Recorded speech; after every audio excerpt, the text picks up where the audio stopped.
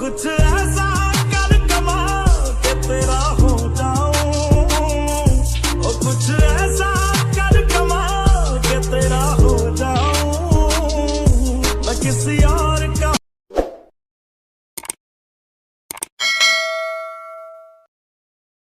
Hello, good morning friends, welcome back to my channel. কেমন আছো তোমরা? আশা করি খুব ভালো আছো, আর আমিও ভালো আছি। তবে প্রচুর ঠান্ডা লেগেছে, আশা করি গলা শুনে বুঝতে পারছো যে প্রচুর ঠান্ডা লেগেছে। তো যাই হোক, সকাল সকাল উপরে এসেছিলাম আর আকাশটা দেখে জাস্ট ভালো লাগলো, খুব সুন্দর লাগলো, তাই তোমাদের সাথে একটু শেয়ার করলাম। আর আমি ঘুম থেকে উঠেছি অনেকক্ষণই, উঠে মোটামুটি কাজবাজ হয়ে গেছে, স্নানও হয়ে গেছে। তো জামা কাপড় মেলে দিতে এসেছিলাম, তাই একটু তোমাদের সাথে শেয়ার করলাম। আর দেখো আমাদের গাছে কি সুন্দর ফুল ফুটেছে, দেখছো? এরকম ফুল না দুটো কালারের আছে, একটা হলুদ আছে আর একটা এখানে হচ্ছে হালকা ভায়োলেট, মানে বেগুনি। জানি না তোমরা বুঝতে পারছো কি না। তো এই হচ্ছে ব্যাপার, খুব সুন্দর।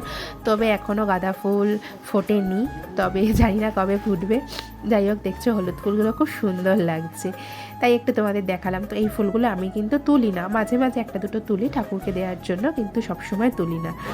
তো এই হচ্ছে ব্যাপার। আর একটু একটু রোদ্দুর উঠছে, এখনও পুরো রোদ্দুর ওঠেনি, একটু একটু রোদ্দুর উঠছে। তো চলো জামা কাপড় মেলে দিই, পরে আবার কথা বলছি। তো এই দেখো নিচে এসেছি, অনেকক্ষণ ঘর থেকে বেরিয়ে গেছি। আগের দিন তোমাদের বললাম যে ঘর ফর খালি করে দিতে হয়েছে। তো আজকে হচ্ছে ঘর থেকে মোটামুটি জিনিসপত্র বেরিয়ে গেছে, মানে খাটফাট সবই খোলা হয়ে গেছে। আর এখানে হচ্ছে ড্রেসিং টেবিলটাও সরানো হয়ে গেছে, আলমারিটা এখনও সরানো হয়নি, তবে সরানো হবে। আর মোটামুটি দেখছো ঘর আমার পুরো একদম ফাঁকা, ঘর পুরো ফাঁকা হয়ে গেছে। তো কেমন লাগছে না জিনিসটা একটা? তো যাই হোক, রং ফং হয়ে গেলে তারপরে আবার তো ঢোকাতেই হবে। আর পাশে যেই ঘরটা ছিল না, তোমাদের বলেছিলাম যে সামনে একটুখানি ফাঁকা আছে, এটাও ভর্তি হয়ে যাবে। দেখো পুরো প্যাকড আপ হয়ে গেছে, মানে খাটফাট ফুলে ওখানে রাখা হয়েছে, বুঝেছো? তো ওই ঘরটায় মনে হয় আর একটু জায়গা নেই, এরকম অবস্থা। তো বুঝতেই পারছো এই ঘরটার হাল, যেহেতু এই ঘরটা এখন রং হয়ে গেছে, তো সেই সমস্ত জিনিসপত্র এখন এই ঘরে এইটুখানি জায়গা শুধু পড়ে আছে, দেখতে পাচ্ছ? তো একটু তোমাদের সাথে শেয়ার করে দিলাম। এবার উপরে যেতে হবে, উপরে গিয়ে টিফিন বানাতে হবে। চলো উপরে যাই, গিয়ে টিফিন বানিয়ে নিই। তো উপরে চলে এসেছি, ভাতও হয়ে গেছে। আজ বললাম মিস্ত্রি কাজ করছে বলে এখন খুব একটা রুটি করা হয় না। তো ভাত হয়ে গেছে আর ডিম ভাজা হয়ে গেছে। আর ঋষভ দেখেছো কীরকম ডিম নিয়েছে, ও না এরকম করেই ডিম খেতে ভালোবাসে। তো যাই হোক, ওকে একটু কাঁচা পেঁয়াজ দিয়ে দিয়েছি, আর ওর বাবার ভাত বেড়ে দিয়েছি, আর আমাদের এখনও ডিম ভাজা হয়নি। তো অনেকটা পর তোমাদের সাথে এলাম। দেখো ঋষভকে স্নান করানো হয়ে গেছে, ওকে স্নান টান করিয়ে এবারে ওকে জামা কাপড় পরিয়ে দিয়েছি, জামা প্যান্ট পরিয়ে দিয়ে এবারে চুল টুল আঁচড়ে ওকে সাজুগুজু করিয়ে দিচ্ছি। দিয়ে তারপরে হচ্ছে এই ঘরে ওর বাবা একটু বেলায় উঠেছিল, বুঝেছো? তো বিছনাটা মানে খুব একটা পরিষ্কার করা হয়নি, জাস্ট বালিশ টালিশগুলো তোলা ছিল। তো বিছনাটা এখন একটু ভালো করে ঝাড়বো, তার আগে ওকে একটু সাজুগুজু করিয়ে দিই। সবে স্নান করেছে, তো স্নান করে এসছে, শীতকাল যেহেতু সেহেতু একটু ক্রিম মাখাতে হবে। আর কাজল তো আমি পরাই, কারণ আমার ভালো লাগে কাজলের টিপটা পরাতে। যখন স্কুলে যায় তখন তো পরাতেই পারি না, তো সেই জন্য যখন বাড়ি থাকে, এখন যেহেতু এক্সাম হয়ে গেছে, রেজাল্ট বেরিয়ে গেছে ঠিকই, কিন্তু স্কুল তো স্টার্ট হয়নি, তো সেই কারণে আর কি ওকে একটু টিপ পরিয়ে দেবো। আরও সমানে বদমাইশি করছে, দেখছো? তো চলো ওকে টিপ টিপ পরিয়ে নিই, সাজুগুজু করিয়ে দিই, দিয়ে তারপরে গিয়ে বিছনাটা তুলবো।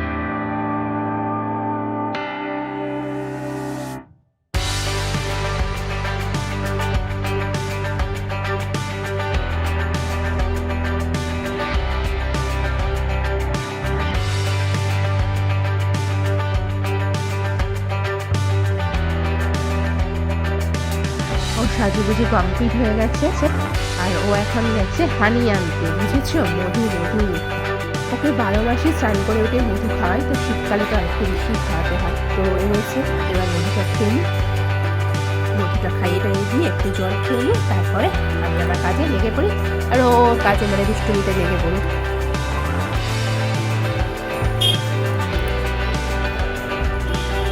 ওকে সাজুগুজু করিয়ে সব কিছু কমপ্লিট করা হয়ে গেছে। আর আমি দেখো এখন বিছনা ঠিক করে নিচ্ছি, কারণ হচ্ছে বিছনা ঠিক করে বললাম যে বালিশ টালিশগুলো তোলা আছে, ভালো করে ঝাড়া ছিল না, তো সেই একটু ভালো করে ঝেড়ে নিই।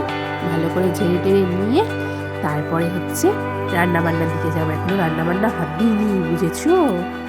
বেলা হয়েছে মোটামুটি 11:30 মতন বাজে, কিন্তু হলে কি হবে, আমি এখনো রান্না করিনি। আনাজ ফানাজ মোটামুটি কাটা হয়ে গেছে, কিন্তু রান্না করিনি। তো রান্না তো করতেই হবে, আগে এই দিকটা করে নিই। ওকে স্নানটা করিয়ে দিলাম, কেন বলো তো, এখন শীতকাল তো, শীতকালে বেলা করে স্নান করলে ঠান্ডা লেগে যাবে, তো সেই কারণে একটু তাড়াতাড়ি করে স্নান করিয়ে দিয়েছি। দিয়ে এবারে যাব রান্না করতে। চলো বিছনাটা ঝটপট করে, প্রায় পরিষ্কারই হয়ে গেছে, তো আর একটু পরিষ্কার করে নিই।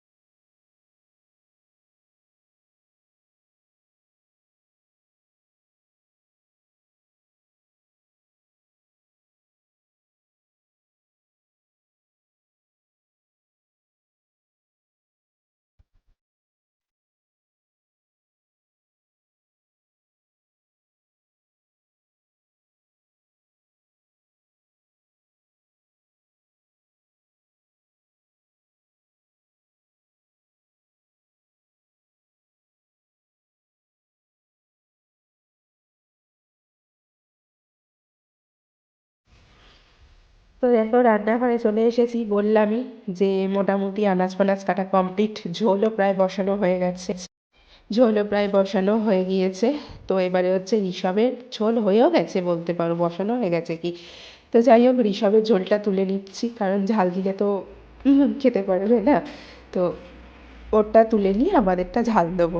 তো চলো ওরটা তুলে নিই। আর ও দেখছো খালি সব সময় খালি বদমাইশি আর বদমাইশি। তো যাই হোক, ওর ঝোলটা তুলে নিই, তারপর আমাদের ঝোলে ঝাল দিয়ে দেবো, বুঝেছো?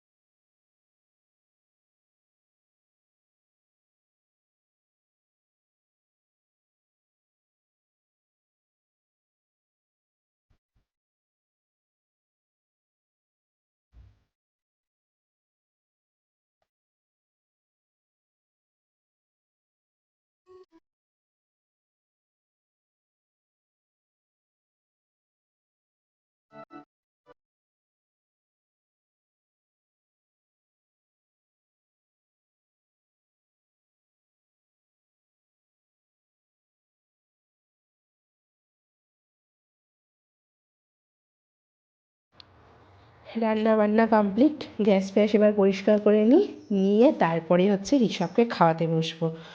তো এখনও ঋষভকে খাওয়াতে বসিনি, কারণ রান্নাবান্না হয়ে গেছে। তো গ্যাসটা একেবারে ভাবলাম পরিষ্কারই করে নিই, আজকে যেহেতু খুব একটা রান্নাবান্না হয়নি, তো সেই কারণে গ্যাসটা আগে পরিষ্কার করে নিয়ে তারপরে হচ্ছে ওকে গিয়ে খাওয়াবো। আর দেখবে রান্না করার পরে পরেই বেশ গ্যাস ফ্যাস মুছে নিলে বেশ ভালো হয়, নাহলে ফেলে রেখে দিলে না কেমন একটু মানে তেল চিটেগুলো হয়ে যায়, হয়ে যায়। তো যাই হোক, আমার এগুলো মাজাও হয়ে গিয়েছিলো, তো এবারে শুধু মুছে নিয়ে ওগুলো বসিয়ে দেবো।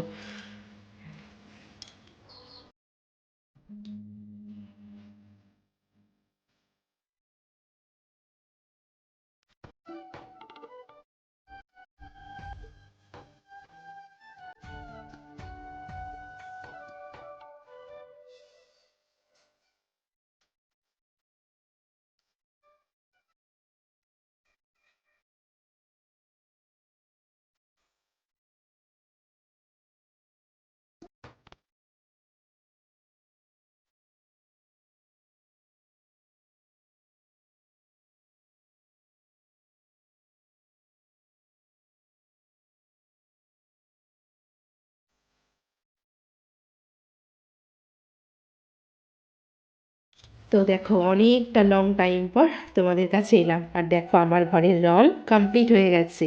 কমপ্লিট বলতে এক কোট হয়েছে আর এক কোট বাকি আছে।